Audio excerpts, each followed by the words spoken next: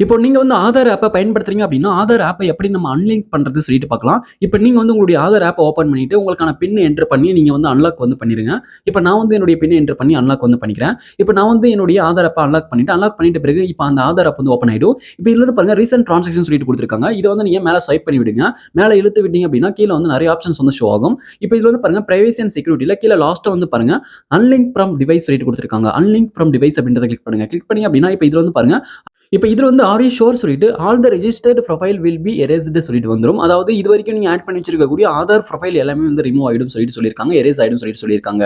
இப்போ வந்து நீங்க அன்லிங்க் பண்றீங்க அப்படின்னா, இப்போ இதுல வந்து பாருங்க ப்ரொசீட் இருக்கு. ப்ரொசீட் வந்து குடுத்துக்கோங்க. ப்ரொசீட் குடுத்தீங்க அப்படின்னா, நீங்க ஆட் பண்ணி வச்சிருக்கக்கூடிய ஆதார் ப்ரொஃபைல்ஸ் எல்லாமே வந்து எரேஸ்ட் ஆயிடும். அதாவது அன்லிங்க் வந்து ஆயிடும். ஓகே, இப்போ நான் வந்து ப்ரொசீட் அப்படின்றத கிளிக் பண்றேன். இப்போ நான் ப்ரொசீட் வந்து கிளிக் பண்றேன். கிளிக் பண்ணும்போது சக்சஸ்ஃபுல்லா அன்லிங்க் வந்து ஆயிடும். இப்போ நம்ம பேக் வந்துட்டு ஆதார் ஆப்ப ஓப்பன் பண்ணிக்கலாம். இப்ப நீங்க வந்து உங்களுடைய ஆதார் ஆப்ப பயன்படுத்தணும் அப்படின்னா, இதுக்கப்புறம் நீங்க வந்து ஃபர்ஸ்ட்ல இருந்து தான் நீங்க ரிஜிஸ்ட்ரேஷன் பண்ணி, நீங்க வந்து உள்ள போயிட்டு நீங்க பயன்படுத்துற மாதிரி இருக்கும். இப்ப நம்ம வந்து சக்சஸ்ஃபுல்லா அன்லிங்க் வந்து பண்ணியாச்சு. இந்த வீடியோ யூஸ்ஃபுல்லா இருந்தா இந்த வீடியோக்கு மறக்காம ஒரு லைக் பண்ணுங்க. Thank you friends.